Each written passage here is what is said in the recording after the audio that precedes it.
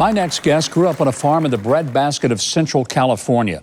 His hard work and common sense led him to Washington in 2003, where he's been representing the 22nd District of California in Congress. Please welcome from San Luis Obispo, Congressman Devin Nunes. Congressman, thank you for joining us on this Easter weekend. I know it's a great time to be with your family, but I want to get right to the heart of, you have been on the very precipice of investigating not just the Russian collusion hoax, but all of the things associated with it.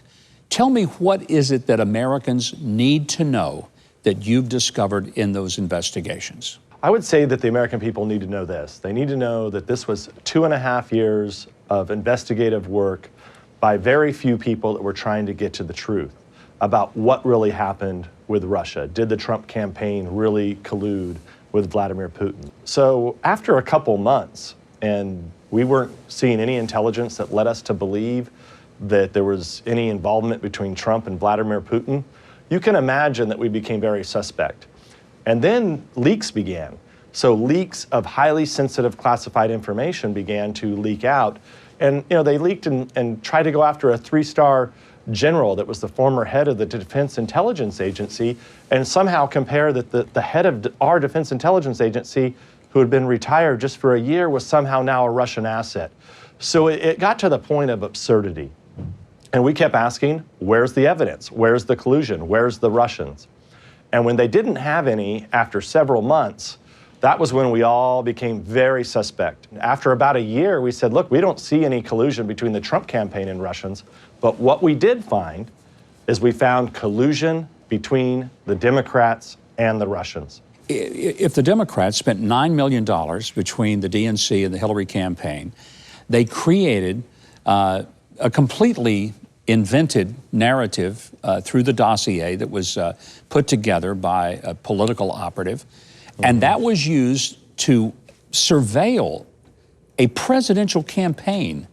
I mean, that is a serious breach of civil liberties. What can you and other members of Congress do to say, we're going to get to the bottom of this? The reason that our committee was created, ironically, was because of Watergate. And what happened in Watergate? Our nation's spy capabilities were turned onto the American people. After Watergate, the Select Committee on Intelligence in both the House of Representatives and the Senate was created. So we were here to basically stop and investigate all of this to ensure that the American people can trust our agencies. So we sent 8 criminal referrals over. I believe that Attorney General Barr is a serious adult, and I think he's going to investigate all of this. When people like John Brennan and others who were in the previous administration, who had to have at least had some cursory knowledge of the surveillance, what do you think about that, and how do other members of the committee, including your Democrat colleagues, how do they even deal with that? Now remember, when they testified in front of our committee and we asked them, do you have any evidence of collusion? This was asked to Brennan, to Clapper, to the former NSA director, you name it, we interviewed them. No one said they ever had one drop of evidence of collusion. So think about that. So once again, you have people out on the media basically creating narratives, poisoning the minds of the American people to get them to believe that their president is somehow a Russian asset.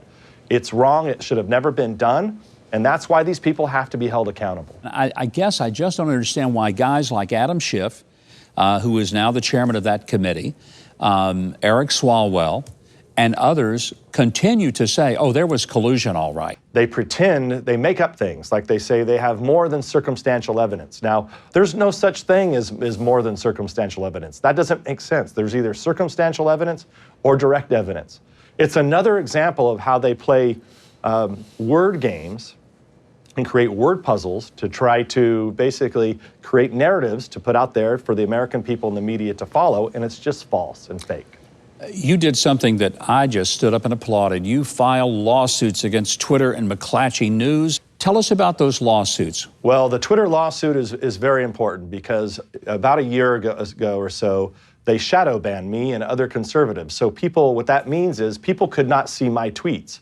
So as people were attacking me, they could see other people's tweets attacking me, These were accusing me and others of federal and state crimes, criminal activity.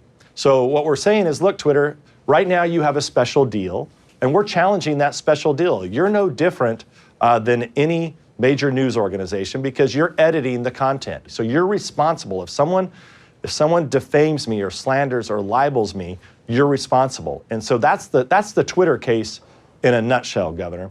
On the McClatchy case, they were one of the main operators that were taking opposition research from somewhere about Russia collusion.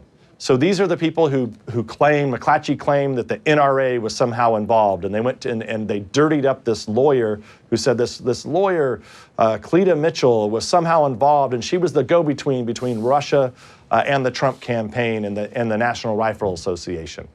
They also were the famous ones who wrote the story, I think twice, about Cohen, which was with President Trump's attorney, Michael Cohen. He was in Prague, and he was somehow up to nefarious activities with Russians in Prague. So those are two kind of fake stories that we're trying to get to the bottom of, and that's why we're suing McClatchy. And at the same time, McClatchy was heavily involved in taking opposition research on me, which was fake opposition research. Sound familiar? Like a Nunes dossier. And they continued to bring out stories about me, about how I was up to criminal activity. I cannot tell you how grateful I am that you've had the courage to stand up and fight back. A lot of us have wanted somebody to say, enough is enough. You have done just that. Congressman, thank you very much for joining us. And you can learn more about Representative Devin Nunes on his website, nunes.house.gov. Also, follow him on social media at Rep. Devin Nunes. It's on your screen.